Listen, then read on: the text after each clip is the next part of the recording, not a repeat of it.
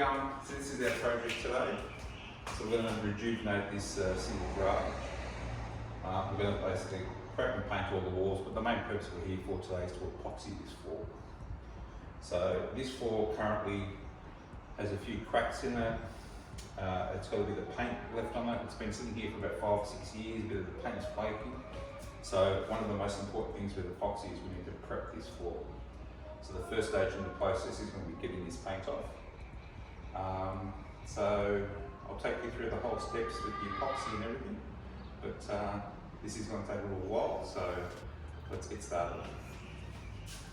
Alright, so first up I'll give you a close look at the surface to see what it's like, and show you the main reasons as to why we're stripping all this paint. Now if we have a close look, look at all this paint peeling here, so you can't have any flakes. Obviously, because you've got a surface paint on there, the surface needs to be totally porous so the epoxy can adhere properly. And with the current state of this, it just simply ain't going to happen. As you can see, there's a few fine cracks. So we'll see once we clean up the surface as to whether or not we bother filling these. There are some which are probably, they're only like sort of, probably 1/2 mil thick at best. But as you can see, there's very little areas of this concrete, which is actually just concrete only. There are quite a few big dents and cracks. So I think definitely it might be worthwhile patching this stuff. And again, that might be another video. But most importantly, for the epoxy to work, the surface needs to be permeable. All right, let's go.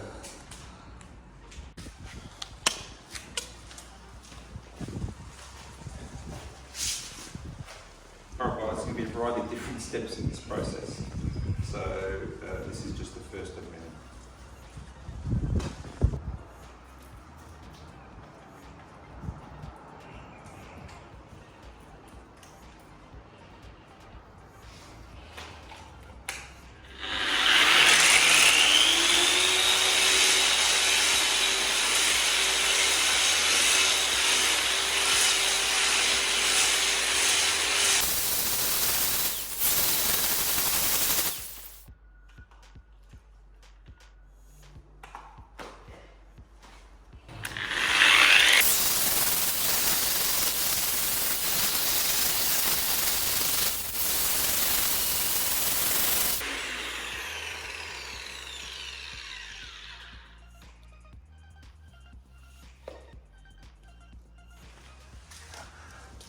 So as you can see, it does an amazing job.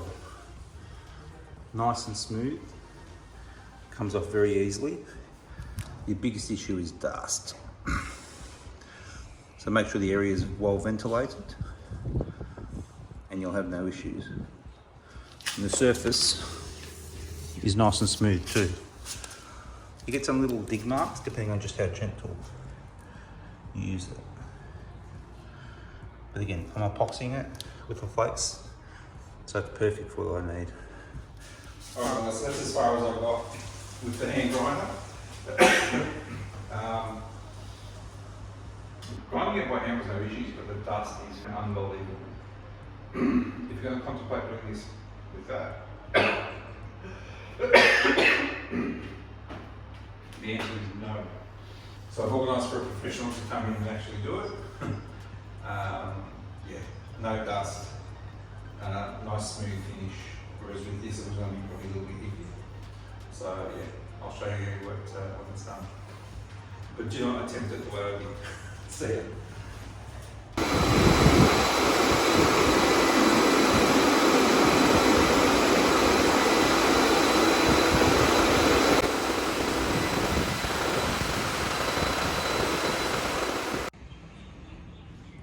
Alright guys, so here's the finished surface. So like I said, I gave up with the angle grinder, the 9-inch grinder. So I had a guy come in and professionally do it. So it's all prepped and ready. Now I've got all these fine cracks which I've got to take care of now. The rest are going to come up in the final product. So we'll get these all filled. But otherwise, I think she's looking good. Alright. Next steps. Alright guys, so it's all been sanded back. So before we fill the cracks, so we've already given it a once over with the Karcher, high pressure water cleaner. We're going to give it another one, and then we're going to do the acid etch.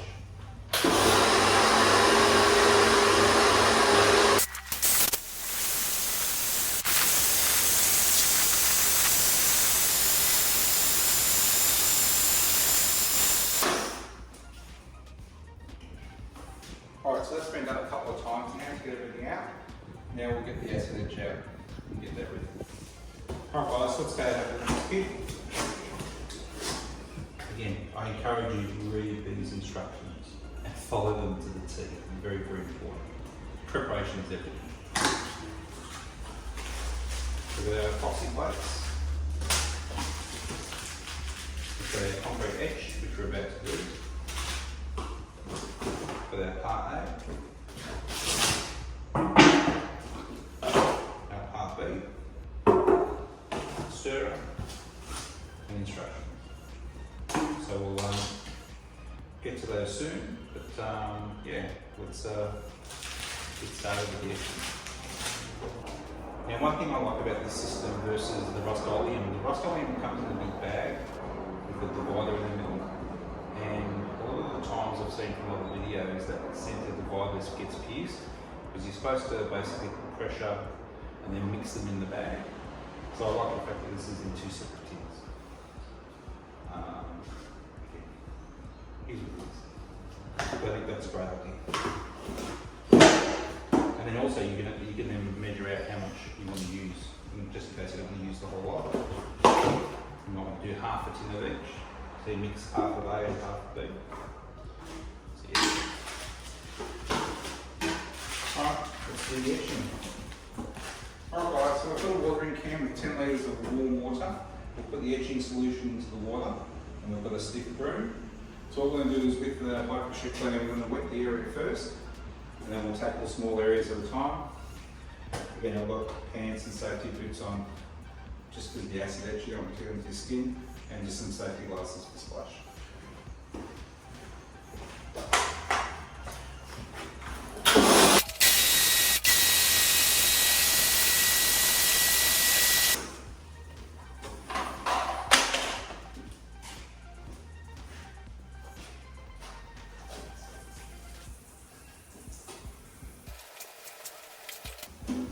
Right, now when you put it down, you can hear it hissing, bubbling away.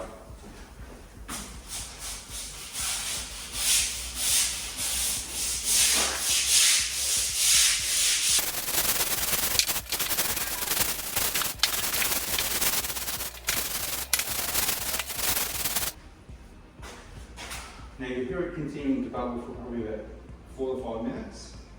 Basically once that's all finished, move to the next area. There are some fumes, so make sure the area is well ventilated.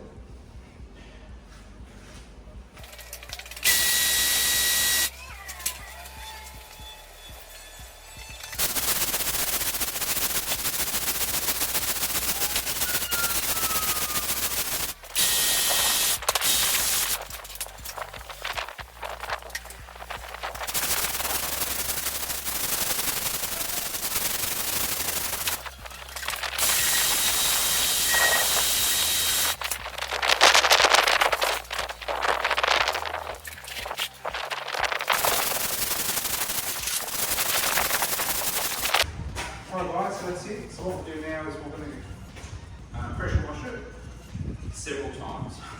It's absolutely crucial to get all this acid out because it will affect the finish, it will cause your surface to prematurely peel. So that's why preparation. So and I'll do this several times. I'm in no hurry. I'll probably do this 3 or 4 times. Let it dry out and then I'm going to do it again. And then we'll wait a day or two before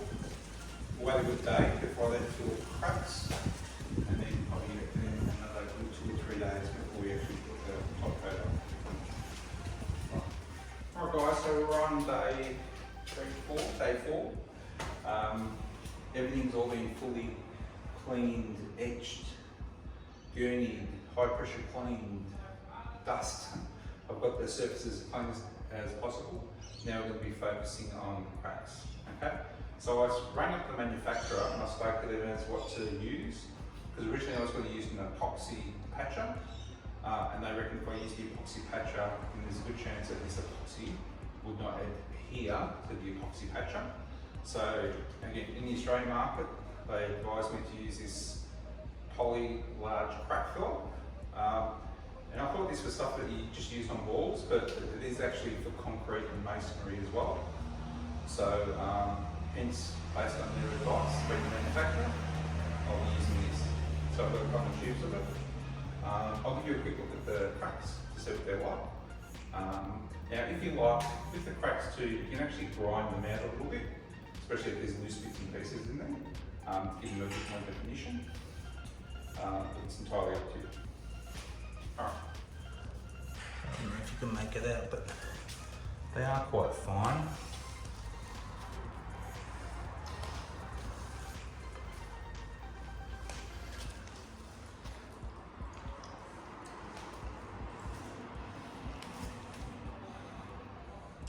The one that I'm probably most concerned about is there's a couple of indentations in the floor, if I can find them. Okay, so there's one there. Now, this says it can do up to 10 mil deep, so that's under 10 mil, so that should be fine. So obviously you just want to make sure that there's sufficient drying time. But otherwise, this is probably the biggest one, and that almost runs the entire length of the garage. Alright, so let's get started.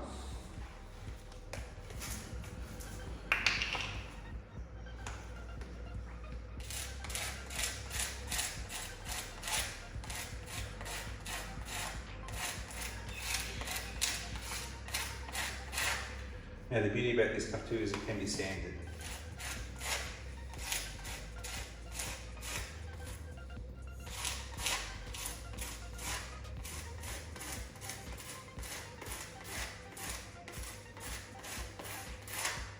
And when I spoke to the girl, she told me that basically because this stuff was porous, that would mean that the epoxy would adhere to it.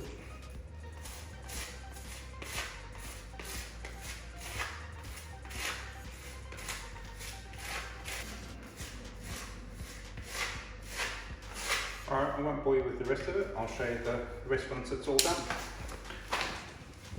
Alright guys, so she's all finished.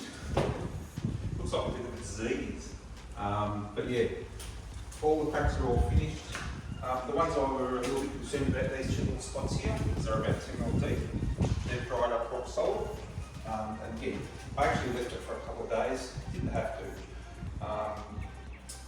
On the product, it says it dries quite quickly. So I'm really happy with how it's come up. I was a little bit concerned at first, but I think it should be fine. At the end of the day, the surface has to be porous for the epoxy to stick to it. So, but yeah. Alright, so we'll give it just a quick light sand now. And then after that, we'll give it a good blowout, a good sweep, a good vac, make sure there's no dust. Preparation is key, as I said. And then we'll start laying the epoxy.